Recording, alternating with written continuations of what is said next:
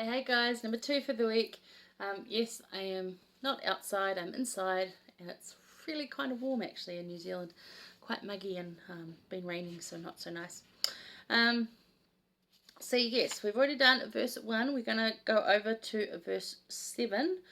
Although he does say, which I want to point out, that anything he says is by the authority of my servant. He's saying that in verse 6 is a good one of the verses to tongue-tied. One of the verses to link up with that, whether it's by the voice of my prophets or mine, it's the same. So it's another one of those things, like if, it's the authority of my servants, preface to the book of commandments. So it's one of those verses you can link up there. Sorry, all tongue-tied. Okay, verse 7 though. We're going to read verse 7.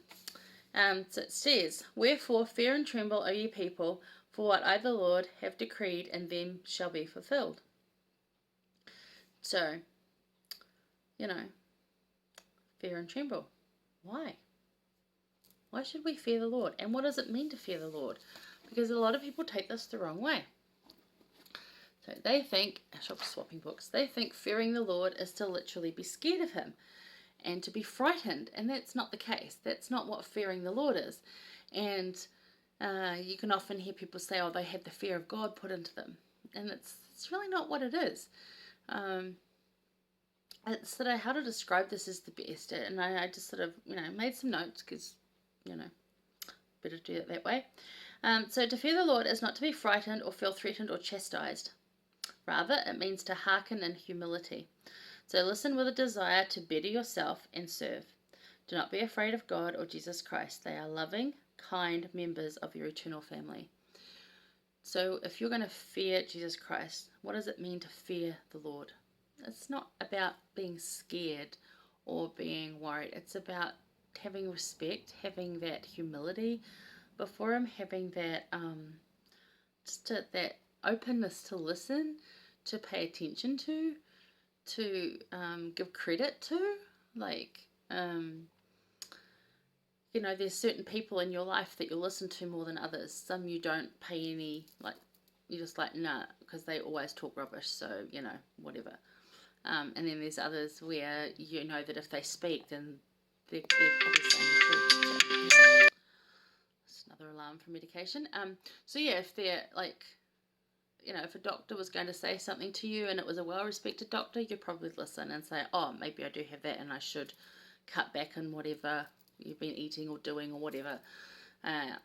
Other doctors who you don't know can say that and you might not believe them as much because you're like, yeah, I just met you and I don't know. So what I'm trying to say is fearing the Lord is not about being scared of him. Fearing the Lord is about giving him the respect that he deserves.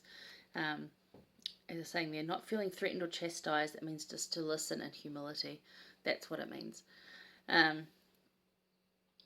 Yeah. No, good quote. I didn't write down who it was.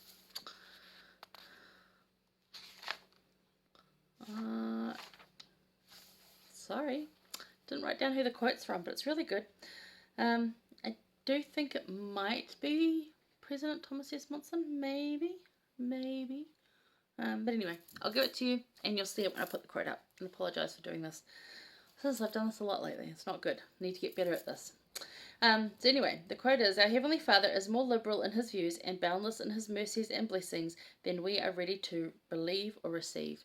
So again, it goes back to letting him in, but that we don't need to be fearful of him, not in the way that we use the word fear now, because he is more boundless in mercy and blessing than we are ready to believe or actually receive. And if you open yourself up to that and you start receiving those blessings, that's just a little bit of it. So, yeah. Keep that in mind. When you're reading this week, to fear the Lord is not to be scared of him. It's just to give him respect and listen. Give him some credit. Alright, that's number 2. And then number 3, which is verse 24, I think. Okay, see you in a bit.